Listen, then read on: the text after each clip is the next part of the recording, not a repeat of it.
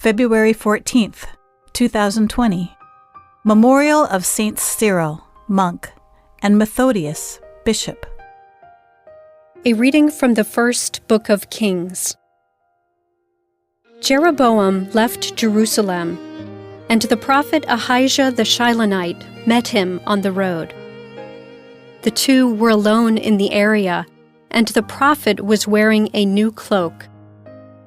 Ahijah took off his new cloak, tore it into 12 pieces, and said to Jeroboam, "Take 10 pieces for yourself. The Lord, the God of Israel, says, I will tear away the kingdom from Solomon's grasp, and will give you 10 of the tribes. 1 tribe shall remain to him for the sake of David my servant, and of Jerusalem, the city I have chosen out of all the tribes of Israel." Israel went into rebellion against David's house to this day. The word of the Lord. The responsorial psalm. The response is, I am the Lord your God, hear my voice. There shall be no strange God among you, nor shall you worship any alien god. I, the Lord, am your God, who led you forth from the land of Egypt. I am the Lord your God, hear my voice. My people heard not my voice, and Israel obeyed me not. So I gave them up to the hardness of their hearts. They walked according to their own counsels. I am the Lord your God, hear my voice. If only my people would hear me, and Israel walk in my ways. Quickly would I humble their enemies. Against their foes I would turn my hand. I am the Lord your God, hear my voice.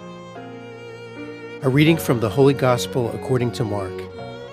Jesus left the district of Tyre and went by way of Sidon to the Sea of Galilee, into the district of the Decapolis. And people brought to him a deaf man who had a speech impediment and begged him to lay his hand on him. He took him off by himself, away from the crowd. He put his finger into the man's ears and, spitting, touched his tongue. Then he looked up to heaven and groaned and said to him, Ephphatha, that is, be opened. And immediately the man's ears were opened, his speech impediment was removed, and he spoke plainly. He ordered them not to tell anyone, but the more he ordered them not to, the more they proclaimed it. They were exceedingly astonished, and they said, He has done all things well. He makes the deaf hear and the mute speak. The Gospel of the Lord.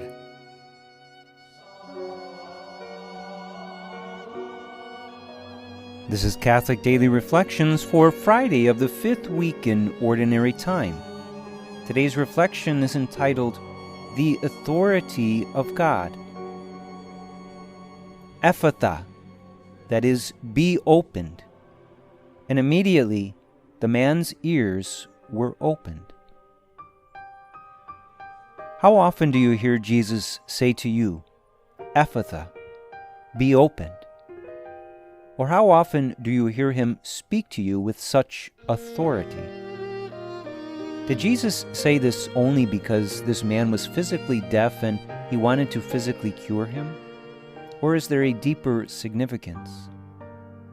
By healing this man unable to hear physical words, Jesus was revealing something to us about what he wants to do for us. Jesus is giving us a clear and deeper message in this healing. Certainly there are many messages we can take from this passage. Let's look at one. The message is in Jesus' command. Be opened. These are powerful words commanding action. They are not optional words. They are clear and definitive. Be opened is not a question, not an invitation. It's a command. This is significant. These two little words reveal the fact that Jesus has made up his mind to act. They reveal that he is not hesitant in the least in this choice. He has made up his mind and has spoken his will. And this action on his part is what makes a difference. These two little words reveal that God is not indecisive when he speaks. He is not shy or uncertain. He is absolute and clear. This understanding should give us great comfort. Comfort in the sense that Jesus is ready and willing to exercise his all-powerful authority. He does have all power, and he is not afraid to exercise this authority when he wants to. Most importantly, he wants to exercise his authority when it will bring about the greatest good in our lives. It should give us great comfort in the sense that we can trust that this all-powerful God is all-powerful and is in control. If he is even in control of the natural world, physical hearing, then he is most certainly in control of the spiritual world too. He is able to do all things good. When we find that we are in the presence of one who is not only all-powerful, but also all-loving and all-merciful, we should be able to breathe a huge sigh of relief and turn our absolute trust over to him. He is able and fully willing to be in control. Reflect today upon these two little words. Let this holy and divine authority of Jesus take control over your life. Let him command you. His commands are perfect love and mercy. They are words that will direct you to your ultimate good. And this all-powerful God is worthy of all your trust. Let us pray. Lord, I do trust you, and I know that you can do all things. I know that you desire to have perfect authority in my life. Help me to turn my life fully over to you and to trust you enough to direct and to command every action of my life. Jesus, I trust in you.